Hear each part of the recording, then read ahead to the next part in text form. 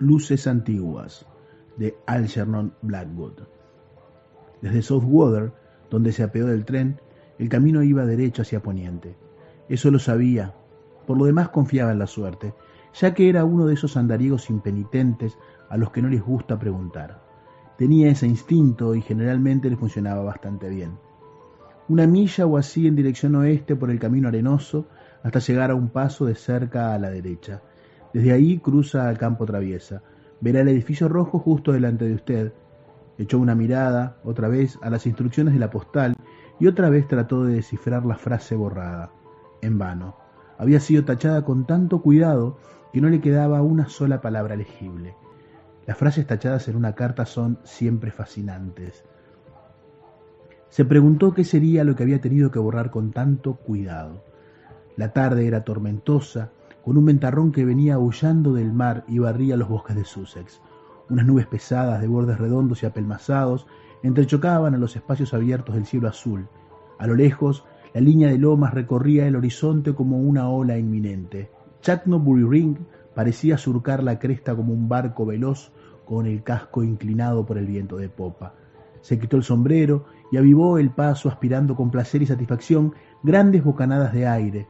El camino estaba desierto. No se veían bicicletas, automóviles o caballos, ni siquiera un carro de mercancías o un simple viandante. De todos modos, no había preguntado el camino.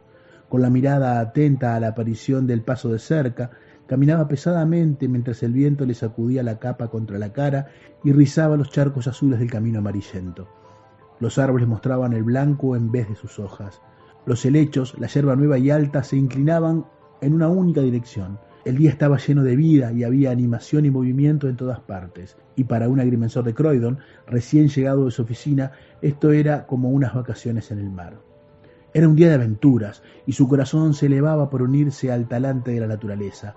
Su paraguas con aro de plata debía haber sido una espada, y sus zapatos marrones botas altas con espuelas en los talones. ¿Dónde se ocultaba el castillo encantado y la princesa de cabellos dorados como el sol? Su caballo. De repente apareció a la vista el paso de cerca y se frustró la aventura en embrión. Otra vez volvió a aprisionarle su ropa de diario. Era agrimensor de edad madura, con un sueldo de 3 libras a la semana. Venía de Croydon a estudiar los cambios que un cliente pensaba hacer en un bosque, algo que proporcionase una mejor vista desde la ventana de su comedor. Al otro lado del campo, a una milla de distancia quizá, vio centellear al sol el rojo edificio y mientras descansaba un instante en el paso de cerca para recobrar aliento, se puso a observar un bosquecillo de robles y abedules que quedaba a su derecha. Ajá, se dijo, así que esta debe ser la arboleda que quiere talar para mejorar la perspectiva, ¿eh? Vamos a echarle una ojeada. Había una valla, desde luego, pero tenía también un sendero tentador. No soy un intruso, se dijo. Esto forma parte de mi trabajo. Saltó dificultosamente por encima de la portilla y se internó entre los árboles. Una pequeña vuelta le llevaría al campo otra vez. Pero en el instante que cruzó los primeros árboles, dejó de aullar el viento, y una quietud se apoderó del mundo. Tan espesa era la vegetación que el sol penetraba solo en forma de manchas aisladas. El aire era pesado, se enjugó la frente y se puso su sombrero de fieltro verde. Pero una rama baja se lo volvió a quitar enseguida de un golpe, y al inclinarse se enderezó una cimbriante ramita que había doblado y le dio en la cara. Había flores a ambos bordes del pequeño sendero. De vez en cuando se abría un claro a uno u otro lado. Los helechos se curvaban en los rincones húmedos. Era dulce y rico el olor a tierra y follaje. Hacía más fresco aquí. Qué bosquecillo más encantador, pensó bajando hacia un pequeño clavero donde el sol aleteaba como una multitud de mariposas plateadas. Cómo danzaba y palpitaba y revoloteaba. Se puso una flor azul oscuro en el ojal.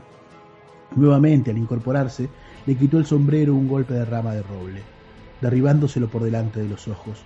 Esta vez no se lo volvió a poner.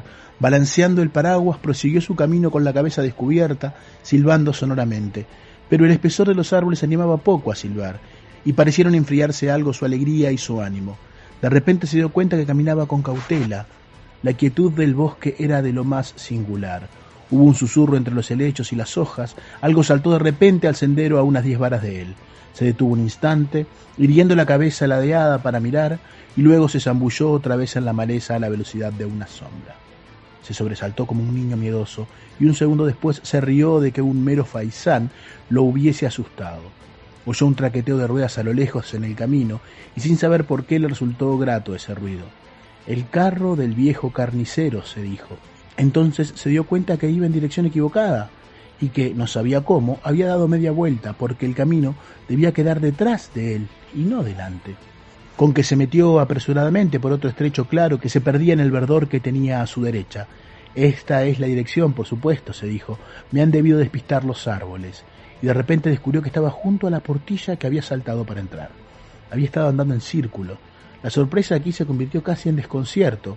Vio a un hombre vestido de verde pardo como los guardabosques, apoyado en la valla, dándose pequeños azotes en la pierna con una fusta.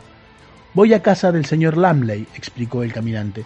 «Este es su bosque. Creo que...» Cayó de repente, porque allí no había hombre alguno, sino que era un mero efecto de la luz y la sombra en el follaje. Retrocedió para reconstruir la singular ilusión, pero el viento agitaba demasiado las ramas aquí en la linde del bosque, y el follaje se negó a repetir la imagen. Las hojas susurraron de un modo extraño. En ese preciso momento se ocultó el sol tras una nube, haciendo que el bosque adquiriese un aspecto diferente, y entonces se puso de manifiesto con cuánta facilidad puede sufrir engaño la mente humana, porque casi le pareció que el hombre le contestaba y le hablaba, o fue un rumor de las ramas y el restregar de unas con otras, y le señalaba con la fusta a un letrero clavado en el árbol más cercano. Aún le sonaban en el cerebro sus palabras, aunque por supuesto todo eran figuraciones suyas. «No, este bosque no es suyo, es nuestro». Y además algún gracioso del pueblo había cambiado el texto de la deteriorada tabla, porque ahora ponía con toda claridad «prohibido el paso». Y mientras el asombrado agrimensor leía el letrero y dejaba escapar una risita, se dijo pensando en la historia que iba a contar más tarde a su mujer y a sus hijos: «Este condenado bosquecillo ha intentado echarme, pero voy a entrar otra vez. En realidad ocupa un acre como máximo. No tengo más remedio que salir al campo abierto por el lado opuesto si sigo en línea recta». Recordó su posición en la oficina y tenía cierta dignidad que conservar. La nube se apartó delante del sol y la luz salpicó de repente toda clase de lugares insospechados. Él, entretanto, seguía caminando en línea recta. Sentía una especie de rara turbación. Esta forma en que los árboles cambiaban las luces en sombras le confundía evidentemente la vista. Para su alivio, surgió al fin un nuevo claro entre los árboles, revelándole el campo. Divisó el edificio rojo a lo lejos, al otro extremo, pero tenía que saltar primero una pequeña portilla que había en el camino. Al trepar trabajosamente a ella, dado que no quiso abrirse, tuvo la asombrosa sensación de que debido a su peso se desplazaba lateralmente en dirección al bosque. Al igual que las escaleras mecánicas en Harrods y Earl's Court, empezó a deslizarse con él. Era horrible. Hizo un esfuerzo ímprobo por saltar antes de que le internase en los árboles, pero se enredó el pie con los barrotes y el paraguas con tal fortuna que cayó al otro lado con los brazos abiertos en medio de la maleza y las ortigas, y los zapatos trabados entre los dos primeros palos. Se quedó un momento en postura de crucificado boca abajo, mientras forcejeaba para desembarazarse. Los pies, los barrotes y el paraguas formaban una verdadera maraña. Vio pasar por el bosque a toda prisa al hombrecillo de verde pardo. Iba riendo. Cruzó el claro a unas 50 yardas de él. Esta vez no estaba solo. A su lado iba un compañero igual que él. El agrimensor, nuevamente de pie, los vio desaparecer en la penumbra verdosa. «Son vagabundos, no guardabosques», se dijo, medio mortificado, medio furioso, pero el corazón le latía terriblemente y no se atrevió a expresar todo lo que pensaba. Examinó la portilla, convencido de que tenía algún truco. A continuación volvió a encaramarse a ella a toda prisa, sumamente desasosegado al ver que el claro ya no se abría hacia el campo, sino que torcía a la derecha. ¿Qué demonios le ocurría? No andaba tan mal de la vista.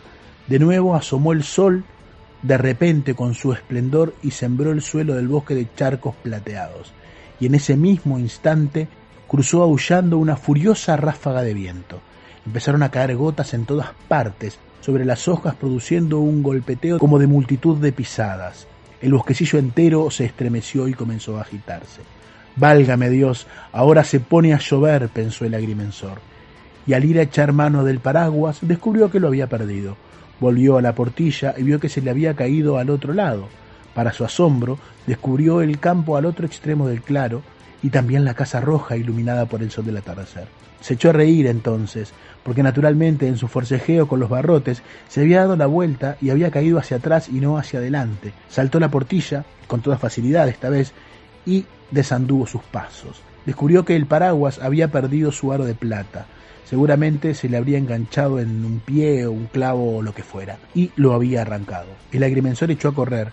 Estaba tremendamente nervioso, pero mientras corría, el bosque entero corría con él, en torno a él, de un lado para otro, desplazándose los árboles como si fuesen semovientes, plegando y desplegando las hojas, agitando sus troncos adelante y atrás, descubriendo espacios vacíos con sus ramas enormes y volviéndolos a ocultar antes de que él pudiese verlos con claridad.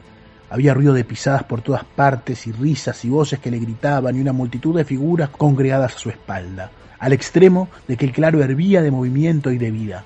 Naturalmente era el viento que producía en sus oídos el efecto de voces y risas, en tanto el sol y las nubes, al sumir al bosque alternativamente en sombras y en cegadora luz, generaban las figuras. Pero no le gustaba todo eso. Echó a correr todo lo deprisa que sus vigorosas piernas lo podían llevar. Ahora estaba asustado. Ya no le parecía un percance apropiado para contar a su mujer y sus hijos.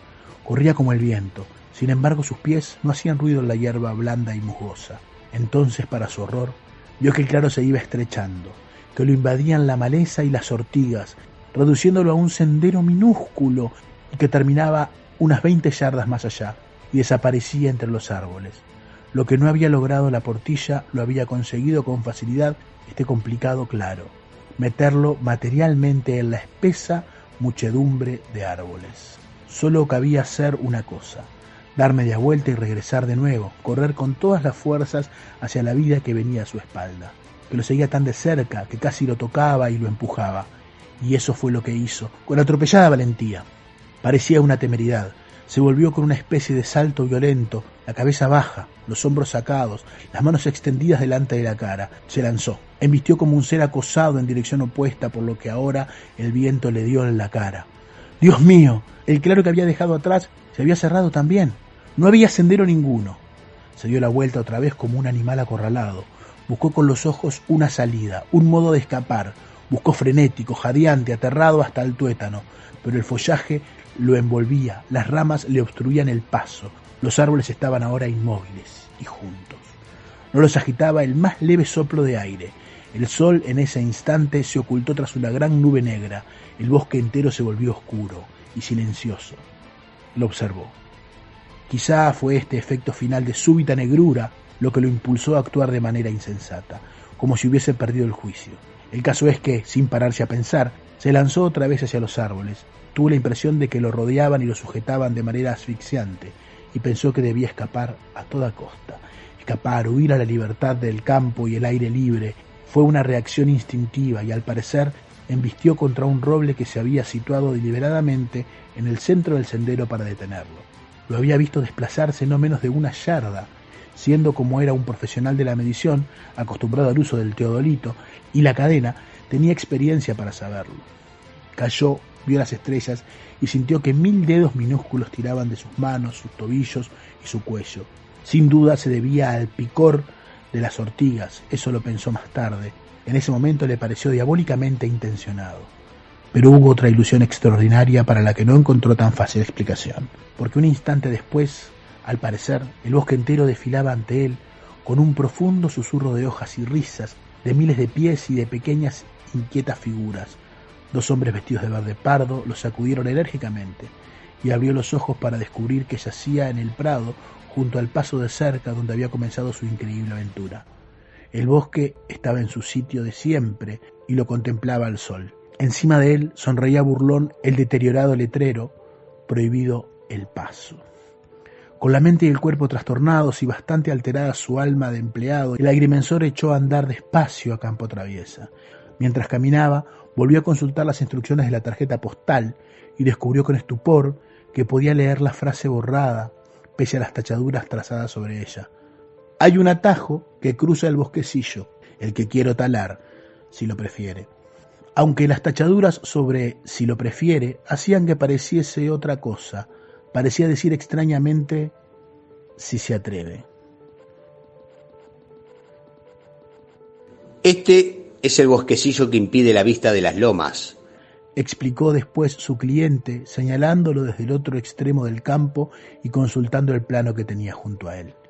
Quiero talarlo y que se haga un camino así y así. Indicó la dirección en el plano con el dedo. El bosque encantado lo llaman aún. Es muchísimo más antiguo que esta casa. Vamos, señor Tomás. Si está usted dispuesto, podemos ir a echarle una mirada.